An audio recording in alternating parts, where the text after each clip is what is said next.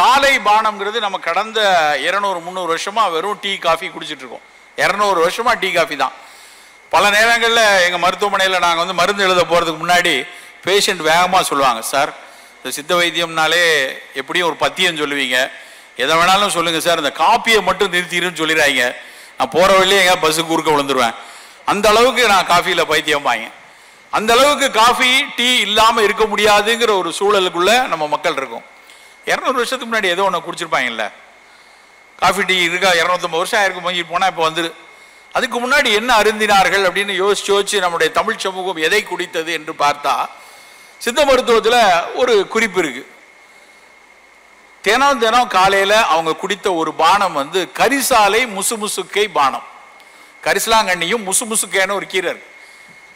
இரு குரங்கின் கை அப்படின்னு அந்த கையை பார்த்து, அந்த முசுமுசுக்கை கீரையை பார்த்தா 2 குரங்கோட கை மாதிரி இருக்குமா.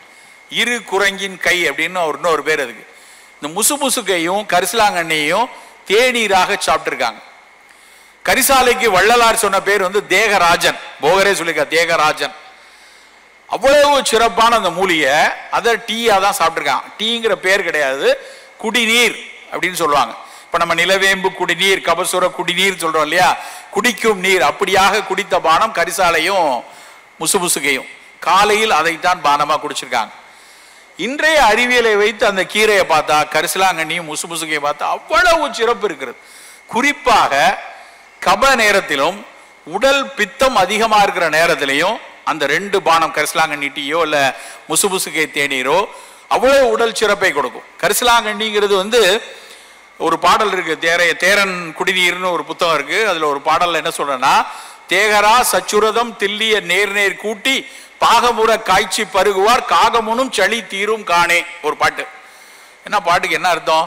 தேகரா சச்சுரதம்னா தேகராசன், சச்சுரதம் எள்ளு, எள்ளையும் கரிசலாங்கண்ணி எள்ளுல எடுத்த எண்ணெயும் கரிசலாங்கண்ணி சாறையும் சேர்த்து காய்ச்சி அந்த எடுக்கிற அந்த கரிசாலை தைலம் அதை வந்து 1 ஸ்பூன் போல குடிச்சா இருமி துப்புனா சளி துண்டா வந்து விழுந்தா காக்கா தூக்கிட்டு போயிருமா.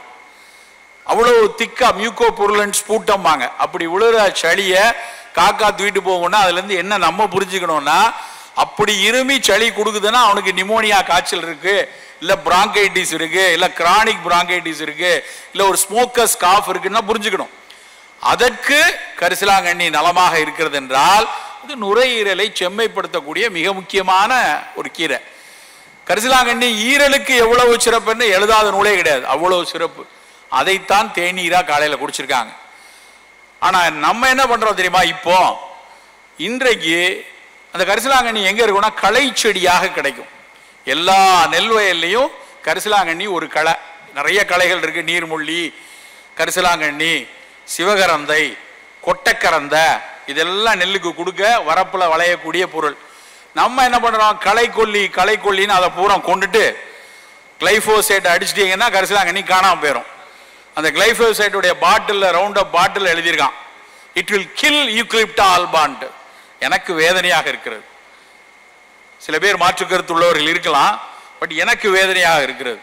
அது களை என்று அதை கரிசலாங்கண்ணியை கொல்றோம்.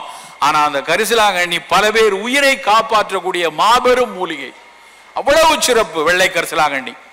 அந்த வெள்ளை கரிசலாங்கண்ணிய கொஞ்சம் எடுத்து காலையில தேநீராக ஆக்கி அதை காலையில குடிச்சோம்னா காலையில கபம் கட்டிட்டு கரபுரான்னு இருமிட்டு இருக்கிறது, வீசிங் இருக்கிறவங்க, தும்மல் மூக்கடை போடுறவங்களுக்கு அவ்வளவு நல்லது. அதை தவிர கரிசலாங்கண்ணி ஈரலுக்கு மிகச் சிறப்பானது. ஒரு விஷயம் தெரியுமா, பெங்களூரை சேர்ந்த ஒரு ஆய்வு நிறுவனம் கனடிய ஆய்வு நிறுவனத்தோடு சேர்ந்து ஃபர்ஸ்ட் லெவல் டாக்கிங் ஸ்டடீஸுமாங்க கோவிட் நேரத்தில் கரிசலாங்கண்ணி உதவும் என்று அவர்கள் கண்டுபிடித்தாங்க. இன்னும் அதுக்கு அடுத்த ஸ்டடீஸ்குள்ள அவங்களும் போறாங்க. அவ்வளவு சிறப்பான ஒரு மூலிகை, நாம ஏன் இதை செய்யக்கூடாது? நெல் வயல் போட்டிருக்கோம், இல்லை தென்னை வயல் போட்டிருக்கோம், அந்த தென்னை தோப்புக்குள்ள அங்கங்க விளையக்கூடிய கரிசலாங்கண்ணி அறுத்து அதை பொடி செய்து அதை வந்து இங்க இருக்கக்கூடிய FPO ஒரு அழகா டீ ஆக்கி அழகா அதை வந்து ஒரு பேக்கிங் பண்ணி மிகச்சிறப்பா அது ஒரு தேநீரா வைத்துக் கொள்ளலாம்.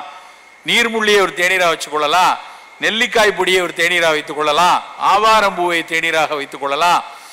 இப்படி பல நம்மகிட்ட இருக்கக்கூடிய வெகு சாதாரணமான எளிதில் வளரக்கூடிய மூலிகைகளை தேநீராக அத்தனை பேரும் அருந்த தொடங்கினா அது ஒரு பெரிய ஊடுபயிராக விளைவித்து அது பெரிய விவசாய புரட்சியை கொடுப்பதற்கான அத்தனை சாத்தியங்களும் இருக்கிறது. அதை நம்ம செய்யணும், கூட்டாக நம்ம அத்தனை பேரும் சேர்ந்து அதை செய்யணும். நம்ம டிவியில பார்த்தோடனே அதிமதுரம் அடங்கியது அப்படின்னு ஒரு அம்மா சொல்லுது, உடனே போய் 10 ரூபா பாக்கெட்டை போய் வாங்கிட்டு வரல. அவ்வளோ பெரிய கம்பெனி அதை வந்து அதிமதுரம் அடங்கியதுன்னு உடனே இது நாள் வரைக்கும் அதிமதுரம்னு சொன்னப்ப எவனும் கேட்கல.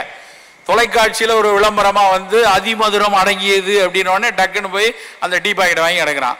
ஏன் நம்ம இங்கே கரிசலாங்கண்ணி அடங்கியதுன்னு நம்ம போய் பாட்டியை சொல்ல வைக்கணும்னா பல கோடி வேணும். அதெல்லாம் வேண்டாம்.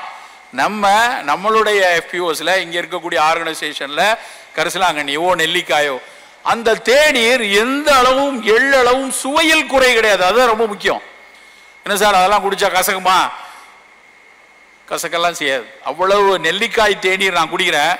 வெறும் நெல்லிக்காய் பொடி ஒரு ஸ்பூன் போட்டு காப்பி டிகாஷன் மாதிரியே இறக்கிட்டு கொதிக்கிற அந்த இளஞ்சூட்டில் கொஞ்சம் போல 1/2 ஸ்பூன் தேன் விட்டு குடித்து பாருங்க. இன்னைக்கு ஈவினிங் போய் குடிங்க, இல்லை நாளைக்கு குடிங்க.